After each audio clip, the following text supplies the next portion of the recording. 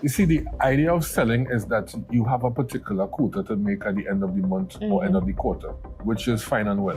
What niche markets do you think that I should tackle? Be able to move from one spot to the next in your company and have that interaction with everyone, and that's why I always say that, you see, talking about investment and talking about opportunities is so important, because the conversations that being spoken about is not about things like these, it's more about drama, bacchanal, as Trinidadians. We like these kind of things, you know? So, and those are the things. So if it is that you are saying that I'm not looking at this podcast because I'm not in sales, Miss, you are in sales because you're selling every day.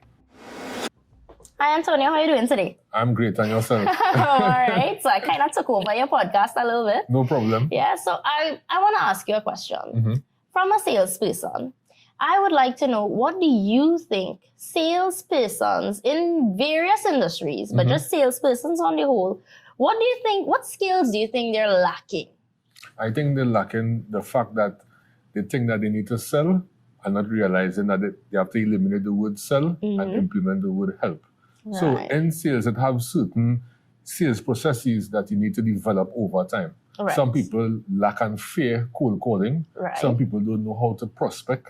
Some people don't know how to obtain leads that will be specific to the niche market. And that's a big problem, because it's like you just focusing on everyone. For example, a cleaning company, you're working for a cleaning company. Who do you think would be your ideal customer profile? So for cleaning companies, I would say probably businesses like banks, companies that have different branches. So maybe like retail businesses that have multiple branches. I know for a fact that even different companies in a certain market, like different ad agencies and stuff like that, they use a particular company, a particular service. I was going to call the name, but I just want to, leave that out. But it's particular companies that have multiple offices. So that way, it's not just one building that you're servicing. You're servicing multiple buildings to be able to have recurring business. And you are correct. And the thing about the cleaning company is that you could focus on everyone, because everyone needs to clean, whether it be residential, whether it be commercial. Because imagine you are working in an office space, and around your office space have a lot of rubbish, dirty stuff. You wouldn't be able to be focused. Right. So that means everywhere in every business needs to be clean, because in order to be focused and to be driven, you need your surroundings to be just clear and free your mind. Yeah. So that's extremely important. A skill important as well too is what we are doing here, which is virtual interaction. Because being in person, some people could present pretty well, but when it is there before a camera, it's like they don't know what to do. Yeah, they freeze up. And it's like, Kate, I'm saying on a live, what to press, just give me 2 minutes. And that's a bit crazy, because we live in a world now that we are here, but we could connect with someone who's in the US. You have to adapt to the technology. Yeah, so besides being someone who could present well in person, you need that virtual space. You need to put your message across, because we're not just looking at Trinidad market, but we're looking at a global space. Yeah. So you mentioned something here previously. You mentioned the niche markets. So I'd like to kind of tie that back into my industry. And I would say, the insurance industry, the financial services industry. What niche markets do you think that I should tackle to be able to continue to excel in my field? Anyone that is gainfully employed. Let me tell you why. Of course. It comes just like a loan officer.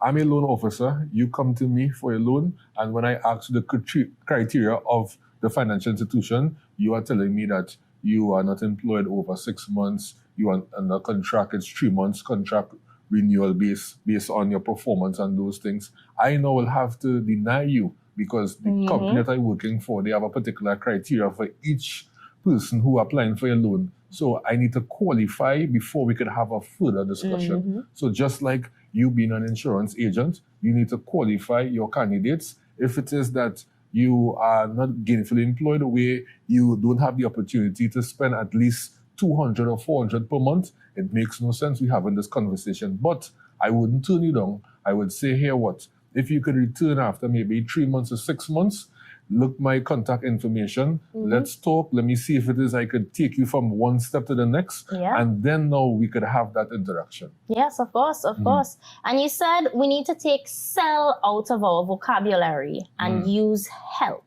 So tell me now, because you and I were having this conversation before the cameras came on. So let's talk about that now. We're not helping, we're not selling, sorry. We're helping, we're being a consultant. So let's expand on that one. Okay, awesome.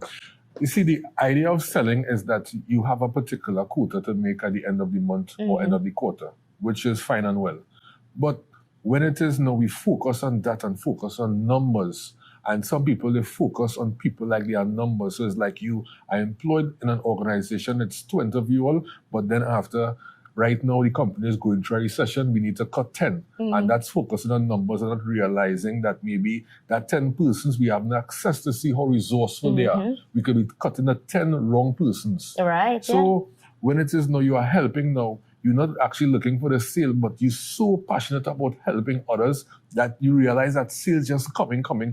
But you're not focusing on that. You're just focusing on the person before you. So, okay, you have a target to make, and your target in your mind is to help 50 persons. Right. At the end of the day, you could close 10 persons unknowingly that you are going to sell to them. But it's the idea that you have in your mind that I'm acting as a consultant, I'm that doctor for you.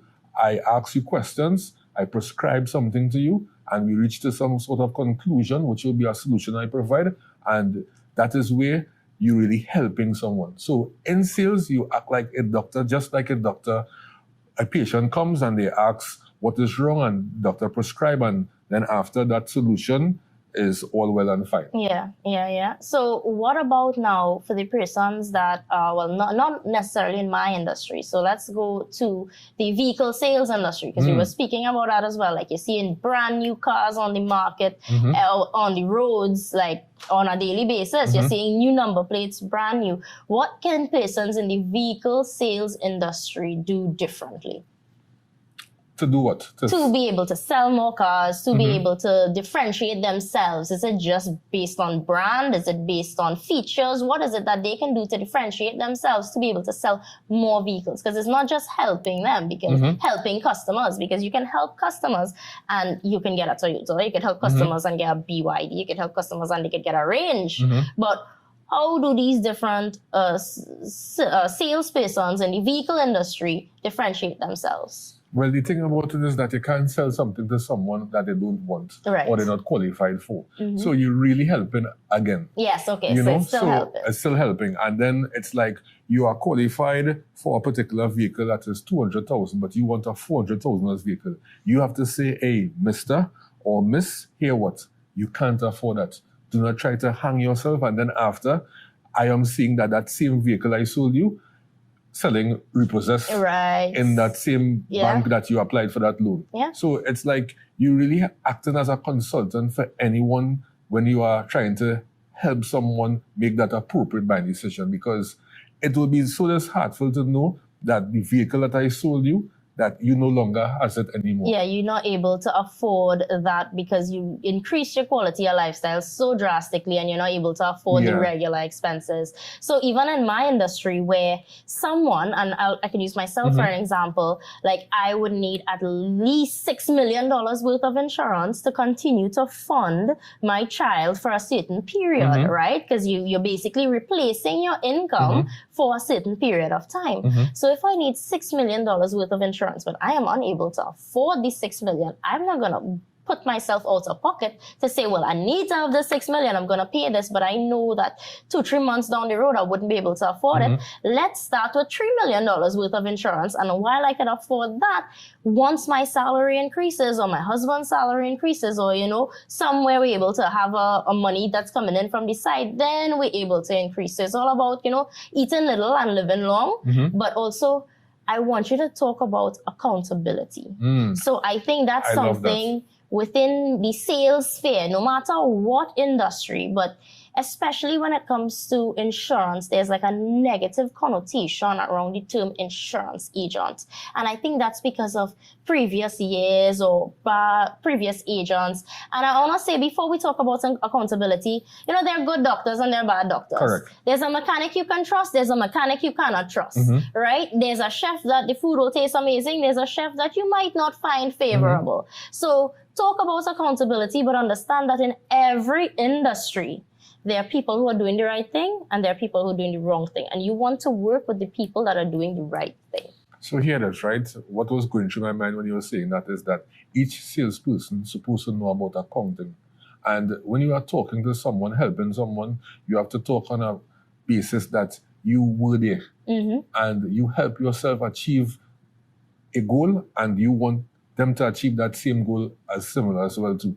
So according to what you are selling, let's say, for example, you are selling smartphones for a particular company and a company on the B2B side wants maybe 1,000 smartphones, but they come and they say they want it at a discounted price, right? You are not the one to say, I could provide a discounted price, and they wanted to pay on payment terms. So what would you do? You would go to your finance department and ask, could we have a payment plan because this company wants to purchase 1,000 phones and obviously we don't want that sale to go. So sometimes in sales, we need to tick quickly. It's not just sales and marketing department that's supposed to liaise with each other, but finance department has to be involved as well. Legal department as well. Legal department as well too. So you have to know as a sales professional how to really be able to move from one spot to the next in your company and have that interaction with everyone, because by losing a sale, that could be that opportunity that you could build a relationship that could be continuously. We don't know if that company might want to purchase another 1,000, maybe another quarter, and so forth. And when you think about accountability as well too, and when we think about that in the insurance industry, what we are being accountable for of people, finances, of the decisions that people make, of their financial future, generational wealth, their kids. So in selling, it's all about asking those tough questions that people don't want to ask. But you need to understand why you were rejected, why you don't want an insurance plan. It's not about an insurance plan. It's about, do you have kids? Yes, I have kids. Do you want your kids to go to the top university school? Yes, I do want that. But what are you doing to invest, to create that wealth so that they could go, and if it is today or tomorrow that you pass away, that they could have something that they could show and they could continue that legacy that you have. So tough questions is something in sales you need to ask, but you're being professional about it, not being in such a way that you're being a nag. Yes. Yeah. So I think that sometimes insurance agents, they don't understand that, because yes, in a particular insurance company, you will have trainers who will train you about how to sell and so forth. But traditional way of selling and the modern day way of selling is totally different. Having a podcast, sharing information, not just looking about vanity metrics, where you want to share one video and want to obtain 100 likes, 200 likes, but being consistent. And people could smell when it is you are just commission breath, or if it is that you are really helping. Yes. So I have a few strangers, student friends, who are like, you explain this so differently than any other person that has approached them. They said just the explanation of it. And even so, one of my really close friends, she brought her policies from other companies. And she was like, gee, I need you to help me understand this. Right now, she purchased a separate policy from me, which is the US dollar policy that we spoke about, because no other company in Trinidad and Tobago has this US dollar policy, right? And she has a baby girl who is 4 years old, and she knows that her baby girl may want to go to university abroad, so she purchased this US dollar policy. But I was able to explain to her about the different life policies that she would have had with the other companies. And I'm not saying cancel those policies and buy with me. I'm never, ever going to tell a client to cancel a policy that you have in another company to come with me. But I'm saying if there are gaps in your coverage, and the gap was for her she doesn't have a US dollar savings with investment. All right. The gap was for her. She doesn't have a personal accident policy where she can get 75% of her salary back in her pockets. And she's a lawyer. So her finances, she needs her money on a monthly basis to be able to fund her family's lifestyle. So, if she got into a car accident or anything like that, she actually messaged me a few days ago to check up on the policy because it's so important. Accidents can happen at any time. And I know we were talking about this in another policy, but I am just so passionate about this thing. Like, you all have no idea. Well. Yeah, it's like accidents can happen.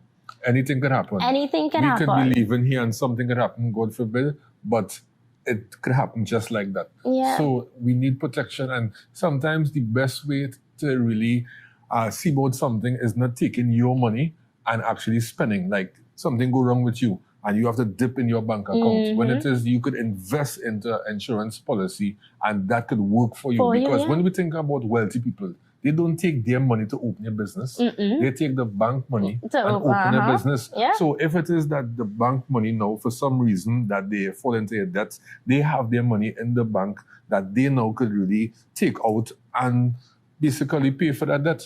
So we have to be wise. And that's why I always say that, you see, talking about investment and talking about opportunities is so important, because the conversations that are being spoken about is not about things like these. It's more about drama, bacchanal, as Trinidadians. We like these kind of things, So and those are the things that go viral.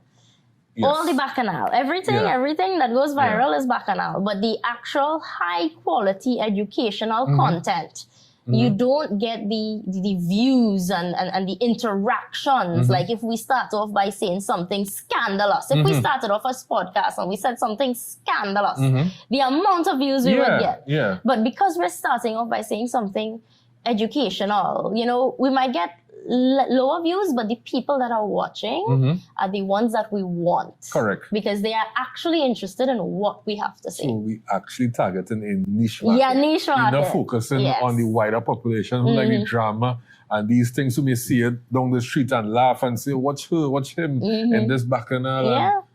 Because that would be false metrics for us as well. Correct. If we get in thousands and millions of shares, but it's not for the right reasons and it's not being passed through the funnel of like a sales funnel or a lead it's not working through our funnel, we're not actually serving the purpose. It's so funny that what is an influencer? Because someone will see a person cracking jokes and say he's an influencer. But then someone will see someone talking on a niche market, and because their views may not be high, they wouldn't consider them as an influencer, but they are influencer in that niche market. In that niche market, yeah. So, because, you need to have a certain amount of followers to be able to get certain jobs and certain criteria in the influencer market, right? So you have to be of a certain status to be able to get through. But for your individual niche market, if they're not considering that your follower count is high for your particular niche, right? Compared to my following is high because I'm very funny. Correct. Because you see, that's what the masses like. Yeah. So you have to watch exactly, like, for example, when you look at a hashtag, you may see marketing 500,000, sales 600,000. But when you look at a hashtag, maybe for example, learning, you may see 5K. Yeah. Because at the end of the day, the one that is marketed and sales is something that people looking at broadly and funny videos and so forth. But learning is something that is a very low hashtag. But you could be an influencer in that learning hashtag. Yeah. So or specifically in your sales training hashtag, it mightn't be as high as, all the comedic effects. But I mean, for persons who want to build their skills and who want to excel in their career, they're coming to you to be able to be the best version of themselves. And that's what you're trying to get to persons. You're trying to help them be the best versions of themselves in their various industries. And let's be right, in everything that people do, we need money. We need money to buy stuff, things that we need, things that we want.